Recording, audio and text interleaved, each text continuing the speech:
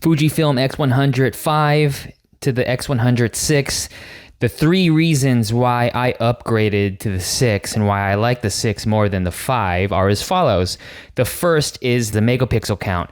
It went from a 26 megapixel to finally a 40 megapixel sensor, which for me is good because I do a lot of cropping and reframing and when I edit my photos. Sometimes I do group photos, and I'm talking large group photos of like 50 to 100, maybe more people.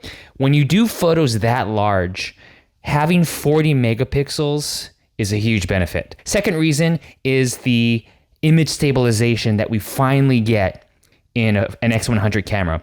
You had not gotten any kind of image stabilization. I think there was some digital in the previous ones, but this is now 5-axis image stabilization. Here's the image stabilization in the menu system, the IBIS, and you can have the IBIS while the video is happening, while you're shooting video. And then the third reason why I upgraded are the video specs have increased significantly, 422 10-bit from an X100 series camera. Here's how you see all of your video modes. And there's all of the formats. You can now choose all these different codecs. And then you go over to frame rates, and then you can get all of these different frame rates. You can also now shoot up to 45 minutes of 4K video, whereas the X100V I think was only limited to 10 minutes per 4K video clip. Now you can do 45 minutes. Battery life is pretty much the same. I haven't noticed a difference in battery life. When it comes to functionality, how quickly you can use everything, it's pretty much the same. If you can find an X100VI, because I know they're out of stock everywhere, if you can find it and those three reasons, you find those valuable to you, get the 6.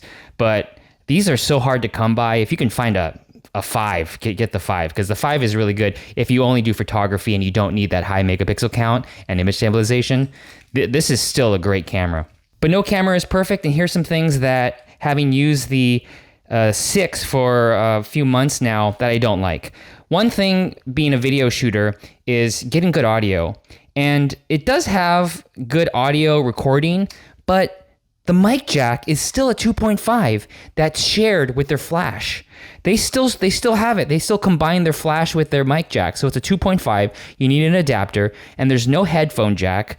If they're going to upgrade all of the internal video features, why not just put in a 3.5 mic and a headphone jack? I think that's necessary.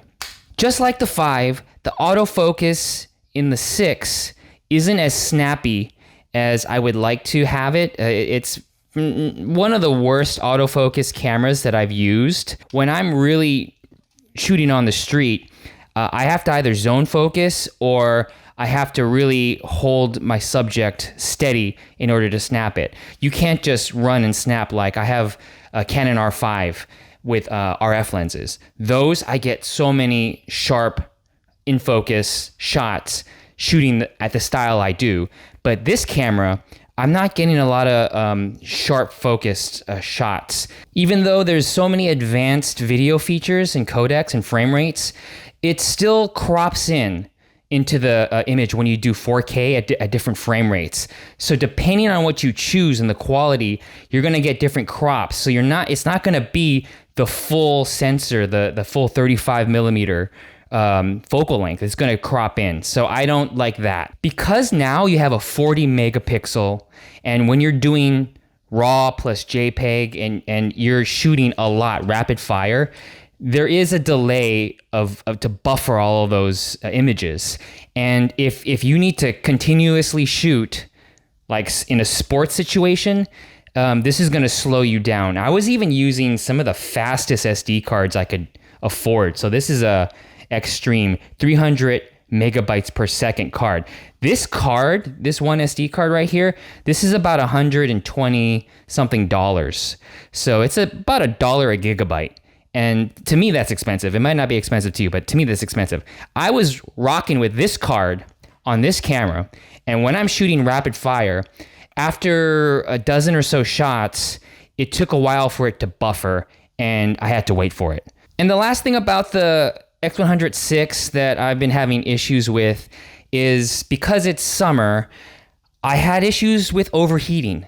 So I took this to Japan with me. Japan during summer, if you've never been, is really hot and humid. So when I was shooting a bunch of stills and doing video, I did get some overheating of the camera, and there was one instance where the camera even shut down because it got too hot. And now here are some video clips from the X100VI.